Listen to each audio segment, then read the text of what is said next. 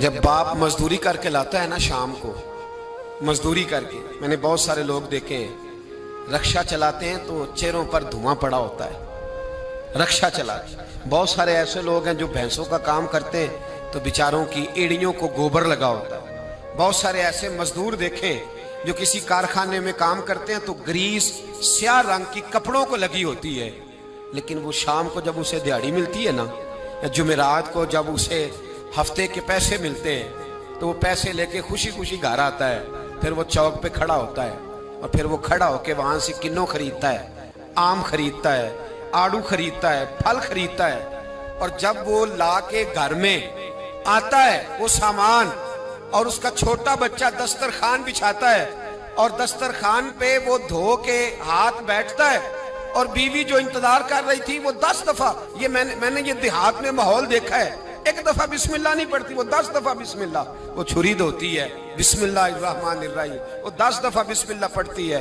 फिर वो जब सजाया जाता है और बेटे और बेटियां उनको उठा के मुंह में रखते हैं, बाप के दिल को जब ठंडक पहुंचती है तो मुझे यूं लगता है आसमान के फरिश्ते भी दरवाजे खोल खोल के देखते हैं कि यहाँ दौलत आई है, यहाँ कोई कमा के लाया, यहाँ बेटियां खा रही, यहाँ जद्दोजहद हो रही। और अगर तू हराम कमाई लाए, अगर तू किसी का कलेजा काट के लेके आए, तू हजारों रुपए का भी माल लेके आए, घर में रखता है, बड़ा बेटा कहता है मैं नहीं ये खाता, छोटे वाला कहता है मेरे नहीं ये पसंद, उससे छोटे वाला कहता है ले जाओ, ये तो पुराना हो गया है। वो जो मेहनत से थोड़ा सा आया करता था, थोड़ा सा, उसमें जो बरकत होती थी, उसके अंदर जो कैफ होता था, जो जद्दोजहद का पैसा था।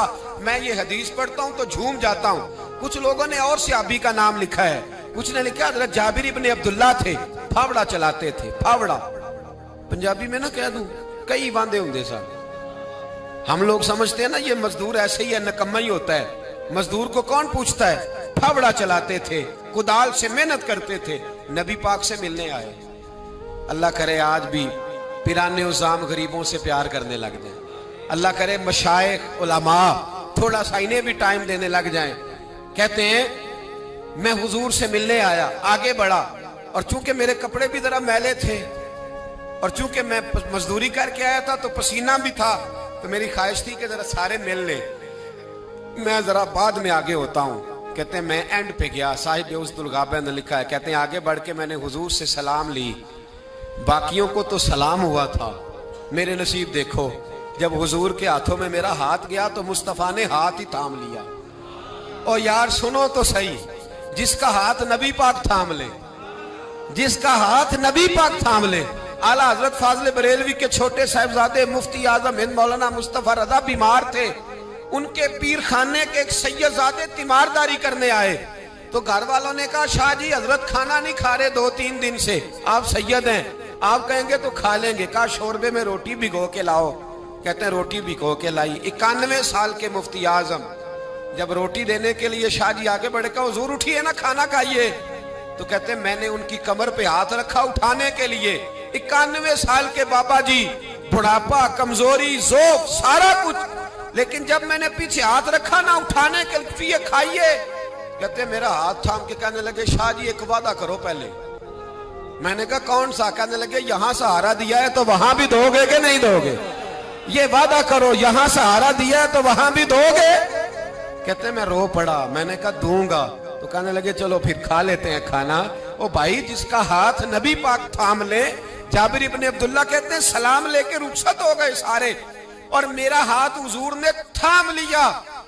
और यार बंदे ने नहीं, आम आदमी ने नहीं, MNA MPA ने नहीं, सूफी पीर दरवेश मौलवी मुफ्ती गौस मुहद्दिस ने नहीं, इस दर्द को समझ तो सही। कहते हैं मेरा हाथ उसने थामा जिसके कदमों को बोसे देने के लिए जिब्रील अमीन तरसा करते हैं।